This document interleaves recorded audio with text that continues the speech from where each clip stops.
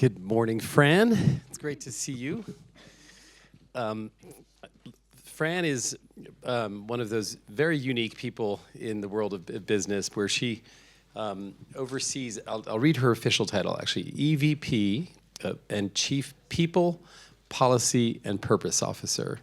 But actually her title doesn't even include another huge part of it, which she's actually the executive at Cisco, who's also responsible for their African business, amongst other places. And so, welcome, Fran. Thank you. There's probably no better person in the world to talk about these issues than with you. So she also spends large periods of the year across the African continent, sort of walks the talk and is on the ground listening and learning. So lots we can hear from. So just to sort of set the table, I know Cisco does their annual AI Readiness Index report, and that I think this year it said 13% of all global companies, which I think Cisco refers to as pace setters, are truly prepared for AI.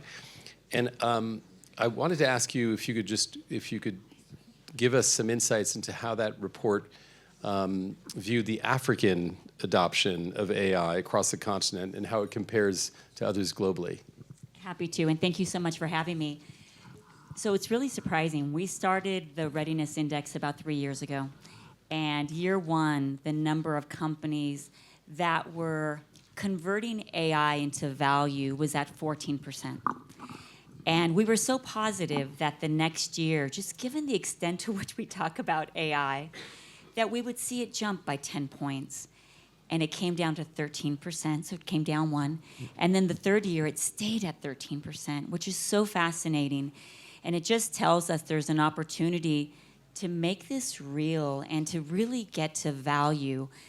Some of the differences... But just one question. Yeah. Why is it stalling out, in your view? I mean, especially with all the attention, the prioritization, the investment. I think it's stalling out largely because of leadership and people. I think that we looked at AI initially so purely from a productivity lens that it didn't allow us to step back and basically say, against the backdrop of our business strategy, how do we leverage automation in different ways? Or the other thing that we've done is we've been so narrow in the application that we don't see that ROI. One of the biggest differences between that 13% and everyone else is that the use cases are more than experimentation, that they're really leaning into some workflow changes. So if you think about that stat, 13%, what's your guess as far as where South Africa is at? Higher or lower? Higher. Yeah, it is. I would have said lower. Yeah, it's really impressive, but there's such an interesting dynamic here. So South Africa is closer to 19%, which is a pretty big difference, higher than the US, higher than Europe. Wow. And so companies are truly leaning in, which is amazing. But then you look at that other stat, which is that 60% of people are still not connected. And so there's something there that we absolutely have to get after. That's fascinating. And I know that you've done also a lot of work. I mean, one of the perennial sort of difficult issues, especially in Africa, has to do with cybercrime, which I think amounts to something like 10% across the board loss in GDP value. I mean, a massive, massive number. So as this AI revolution takes hold, and of course, the AI enables the bad actors as much as anything, how are you helping perhaps Cisco or others working on resolving this problem at scale for the whole continent?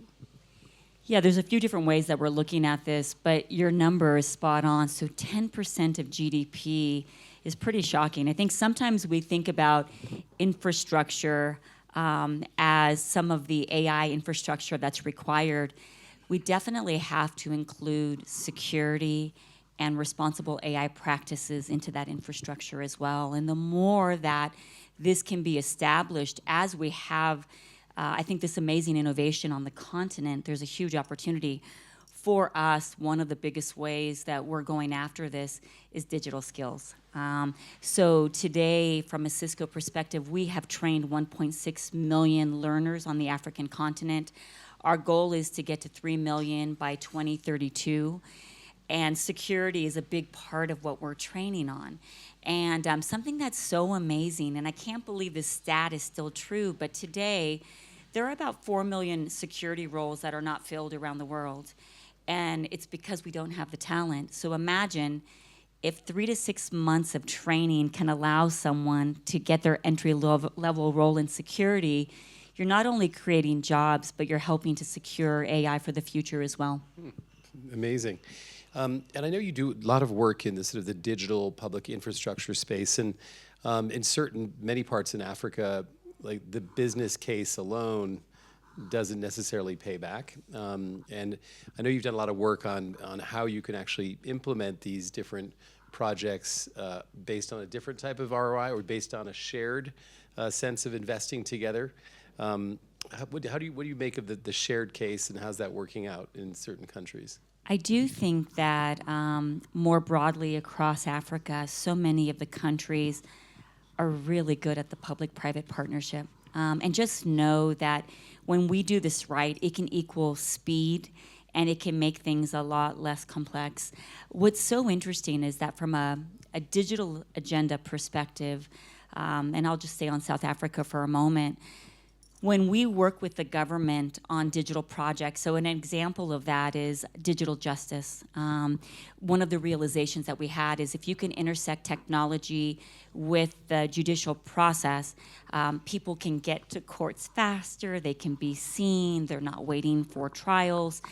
And that's a beautiful example, and all of our projects have a powerful ROI. So not only are we doing good things for the community, but those projects are returning sometimes between 25 to 30x, and so it's good business, but it's also good for the community. And back to the skilling work, which I think is at the core of many of your activities. What do you tell governments? What do you tell investors that they should be doing to complement the work that you're putting in?